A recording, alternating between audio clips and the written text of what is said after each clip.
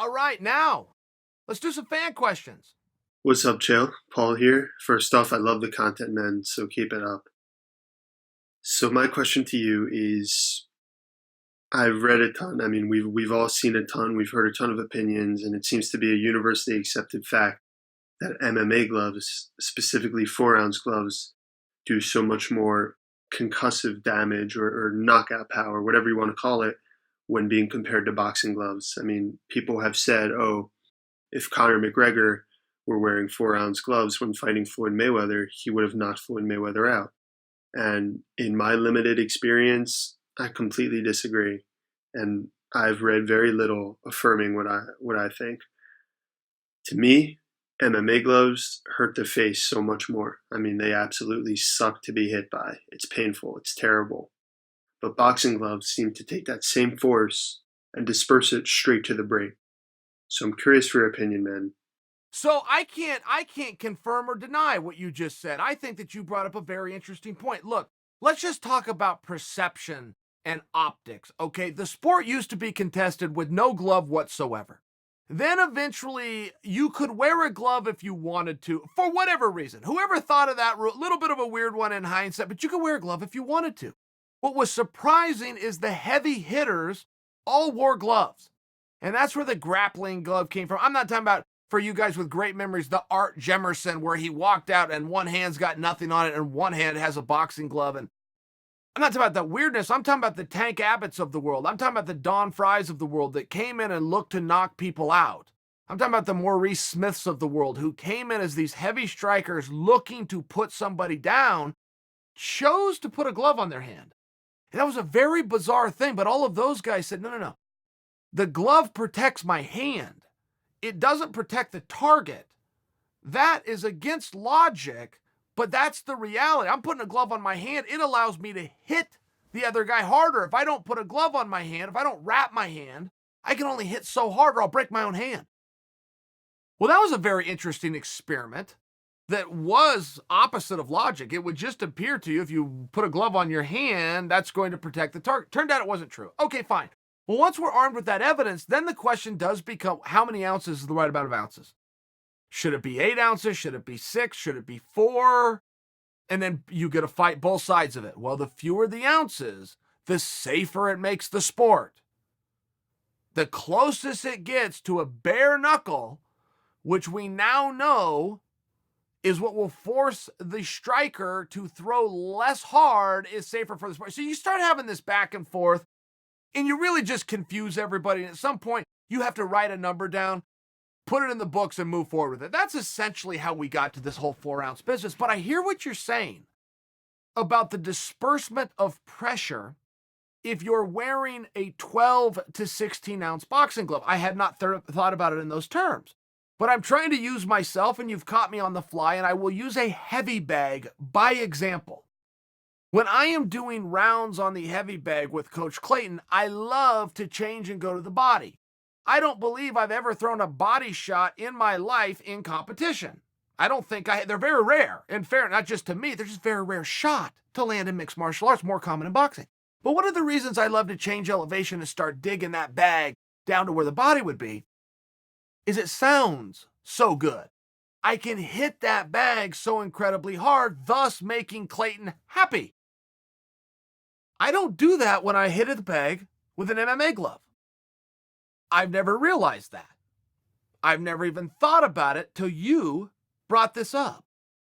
And what does seem logical, which is the more padding the better, what does seem logical, we're even seeing some rules within sport change to not support that theory. By example, amateur boxing in the Rio Olympics of 2016 removed headgear. I can't wrap my head around that. But again, it's logic. I don't have any science. I don't have any science to tell you not wearing headgear is safer than wearing headgear. I don't believe it personally. But I only don't believe it based on logic. I would love to hear the reasoning behind it. I think you also bring up a very fair point. Hey, Chael, I was wondering, what do you think about Justin Gaethje and Kevin Lee being put on the same card that Tony and Khabib are fighting on in April? Not only because that sounds like a fight I want to see, but it gives us a chance to have two good backups. I co-sign that statement fully, and I must tell you, I even take a little bit of credit for that. I've talked about that over here. Look, it just makes all the sense. Justin Gaethje and Kevin Lee have to fight. Justin Gaethje and Kevin Lee are going to fight. I mean, these guys are just on a collision course, and they're headed for each other, and I find it so obvious.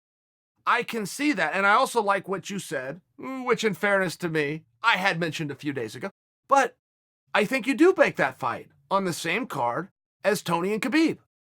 I think Gaethje versus Kevin Lee should be a 3-round fight in terms of excitement. I'm telling you that from a selfish standpoint. I like when those guys both go and they put their foot down on the pedal. Now, Gaethje may look at Kevin Lee and go, I don't know about that. I kind of got this higher ranking. Guys play those games sometimes.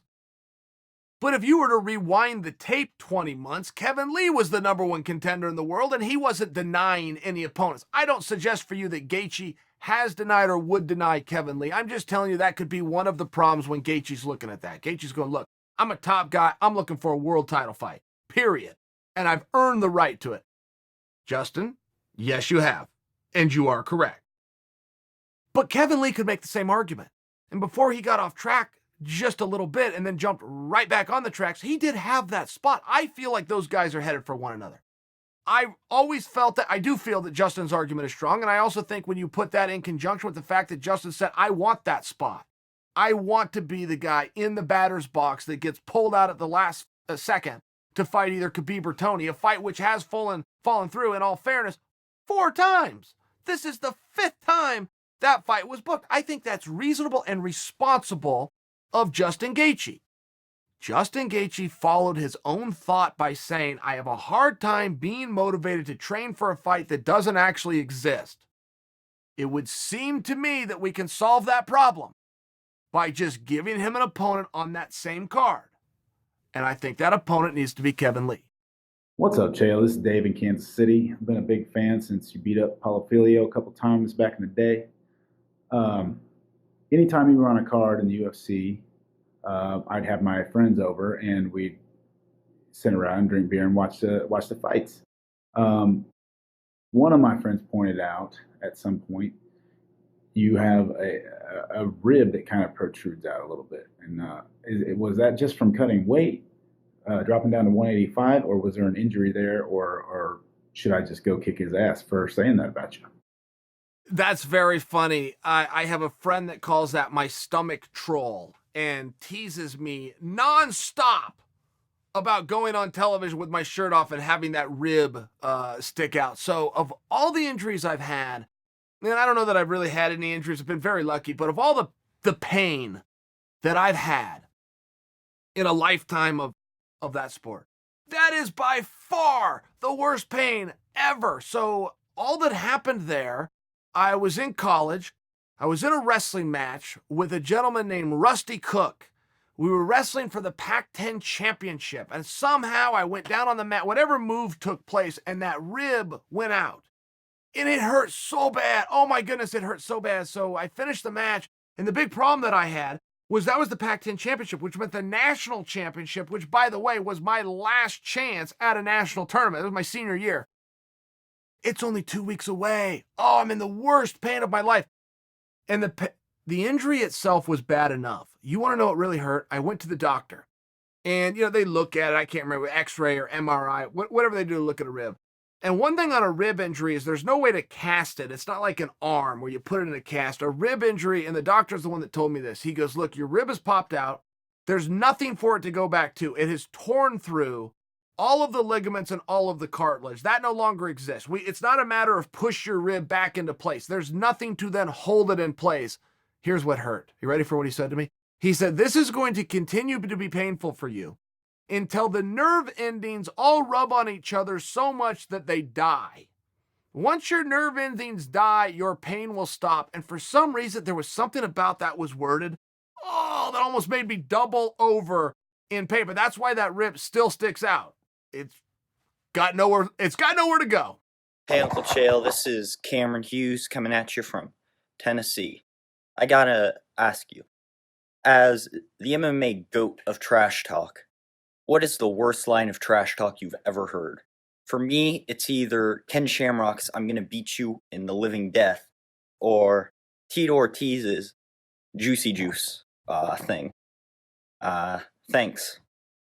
Okay, so for some reason, I like the Shamrock line, and I realized the words didn't work. If you replay it and rethink about it, I realized the words didn't work.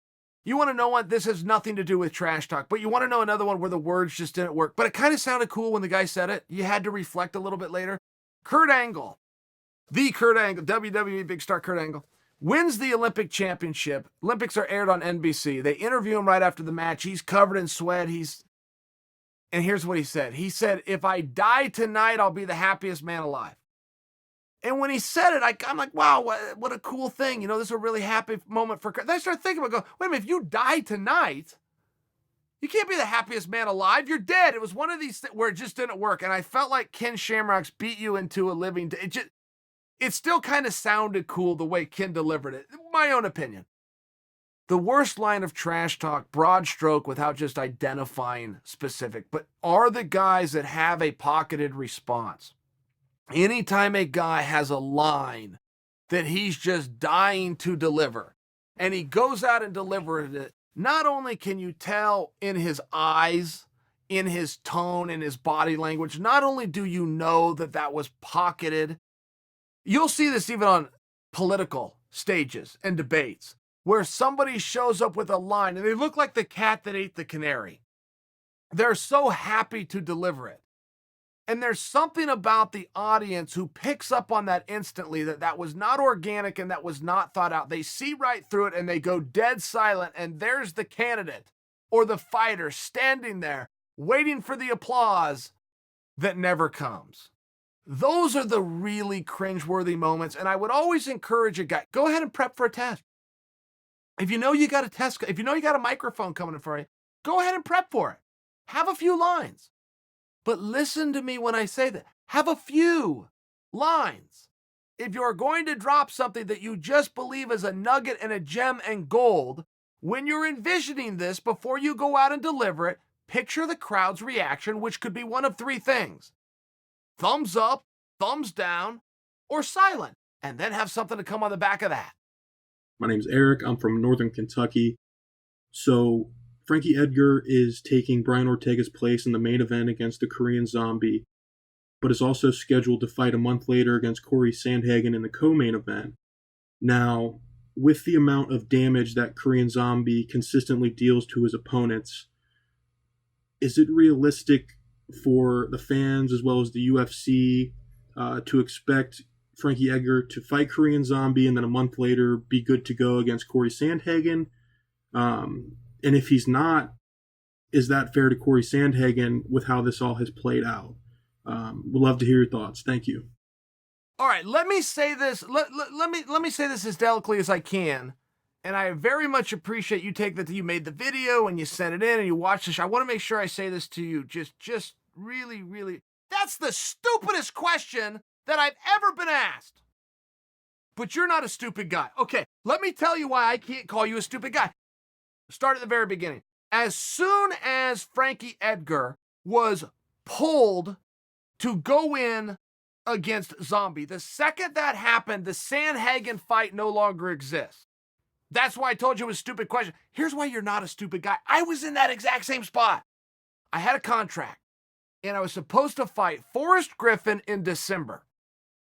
I get a call from Dana White. He says, hey, I need you to fight John Jones in 8 days. Are you my guy? And I remember after we talked about it, one thing that I did say to him, I go, but I'm still fighting Forrest, right? And Dana was like, no, you don't have 2 fights. No, you got business with John Jones in 8. What are you asking me about Forrest for? But to your point, just so you know, because sometimes that isn't disclosed to the audience. If a guy has a date with somebody else, even if that's advertised and planned and everybody's in training, if that guy gets pulled and stuck to another fight, even though that announcement is never put out and for some reason it isn't relayed to fans, including yourself in fairness, you need to just know that other fight no longer exists. So I do think that Corey will end up with a fight. If you look at the history of the UFC, if they promise 2 guys in a spot, even if one falls out, whether it's injury or illness, or in this case, he gets pulled up to main event somewhere else, They do their absolute best to keep that other 50% that was still intact. That's what the history says. So I do believe if you're a Sandhagen fan, you're counting down the days to that match. I believe, I don't have the authority to promise you that, but I believe you will still get that. And you will still get Sandhagen. You will still get him in a co-main event. He'll just have a different opponent. That's what I believe. I hope you don't mind me teasing you. But friend, that was a really stupid question. Hey, Uncle Chael. So, quick question. Let's say that McGregor beats Cowboy and then gets the Masvidal fight that he wants, and then he beats Masvidal. What does he do next? Do you think he goes to fight for the title and try to become the first triple champ? Or do you think he waits for the Nate Diaz trilogy? Or do you think he just disappears again? Love to know your thoughts. Thanks. So I got to tell you, this is a very fun game to play. Conor's going to have 3 fights. All right, great. Let's sit down today and decide who those 3 fights should be. Never taking into account that 3 fights for an average fighter spans over 12 months. So we're going to map out the whole year. By the way, we're going to add George Masvidal to the mix. Have we learned anything from George Masvidal? George Masvidal was just a tough guy 2 months ago. 49 days ago, George Masvidal ascended to the biggest star in mixed martial arts. Israel Adesanya was a skinny kid giving yours truly a hard time on social media in 2013. Israel Adesanya just sold 57,000 live tickets and is amongst the biggest stars in the entire sport. I just am offering for you that if you were to break down Conor's trajectory for the future, I think you just nailed 2 great fights. He's got business with Donald Cerrone. Let's say he beats Donald Cerrone. I do think Conor's moved to 170. My own opinion, conspiracy theory, I think it's all based on a comment Dana White made on the streets of Beverly Hills to TMZ when he said, I won't put Conor and Masvidal together because Masvidal is too big for him. I really think that that's why we see Conor at 170. That is an accurate information if you look at what Dana White just said, which is if Conor McGregor beats Donald Cerrone, Conor McGregor will be given the title shot. I wish that Dana would have gone further because I'm going, well, at what weight class? At 170, or he gets to drop down against Khabib, and there could have been a clarity in that answer. I just didn't see it. I skimmed it. I read it quickly, but I didn't see it. It's also hard to argue Conor McGregor gets a win anywhere. Conor McGregor gets a title shot anywhere. Most people assumed Conor was going to just come back to a title shot and not even have to do any of this other business. The point I'm trying to make for you, this sport moves fast. Conor McGregor will be main eventing a show in just over 30 days. 30 days ago, Conor McGregor did not have a license for unarmed combat. By example, the sport moves really fast. So if you were to sit down today and say, okay, Conor goes in against Cowboy, Conor goes in against Masvidal, and then you throw your hands up and go, and then he needs to retire. It's all done. There's nothing else to do. There'd be nothing else for him to do. He'd have made a comeback, and then he'd had this, the BMF thing and the there'd be nothing left to. Okay, fine. You might come to that conclusion today. You have no idea what tomorrow's going to bring. I mean, I could throw what ifs at you, but instead of doing that, let me just, what's already happened. I love the George Masvidal example. George Masvidal was one of the guys 2 months ago. George Masvidal is a star right now. Hey Uncle Chael, Louis from Portsmouth, England. Massive fan, sir. So as we know, UFC is coming back to London in March 2020.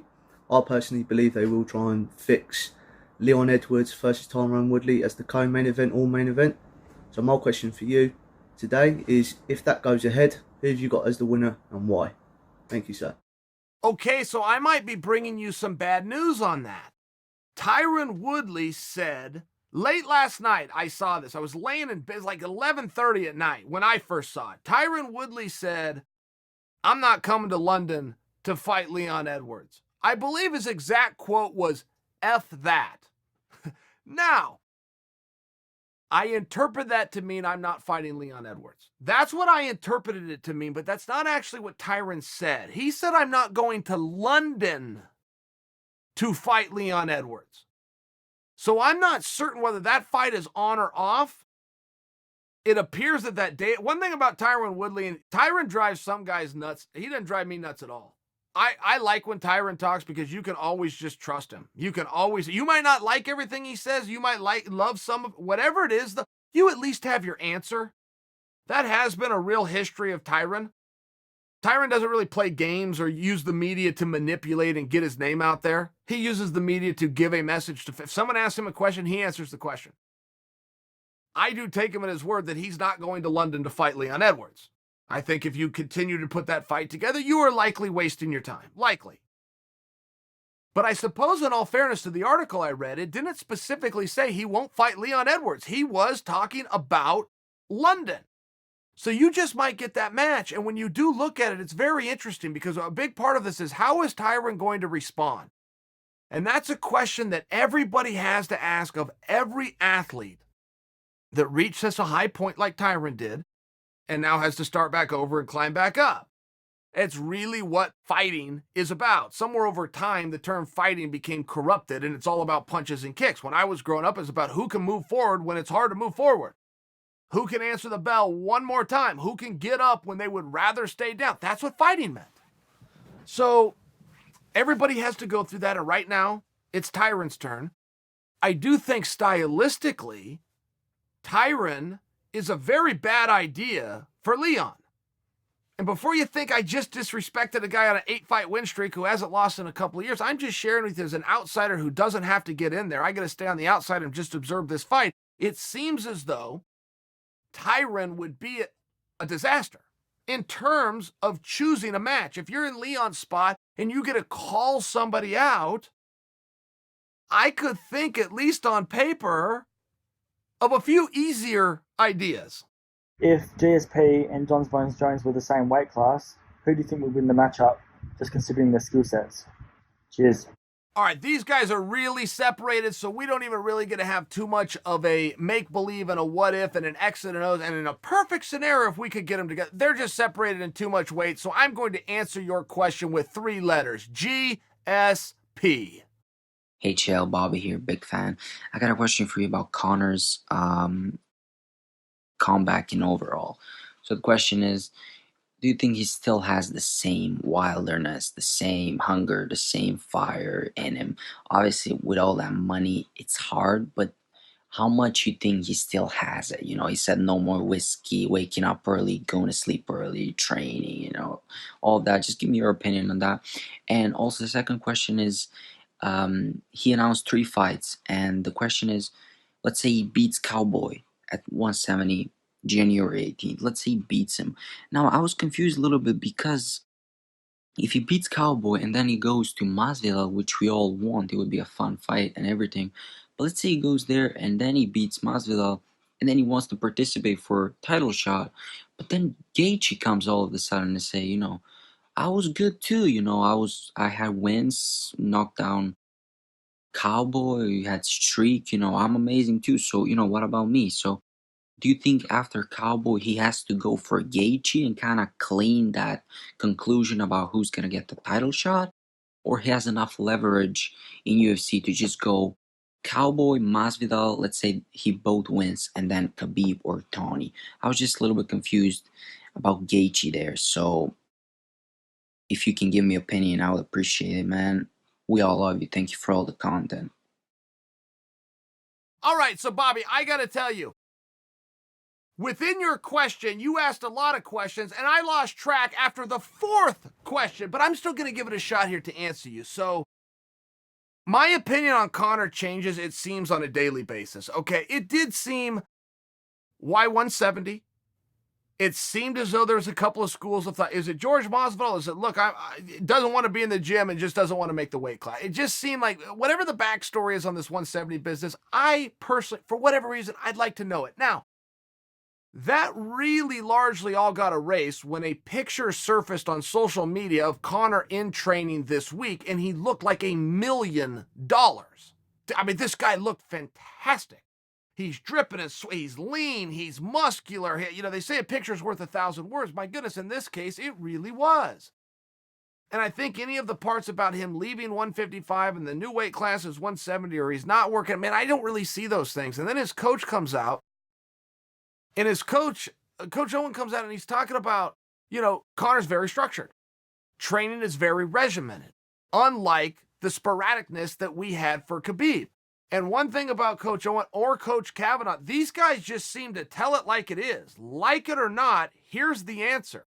I don't know if that's a straight blast thing, if it's unique to these guys, if that's part of the Irish culture. I don't know what in the hell the thing is. I just know when his coaches speak, they have a history of being reputable.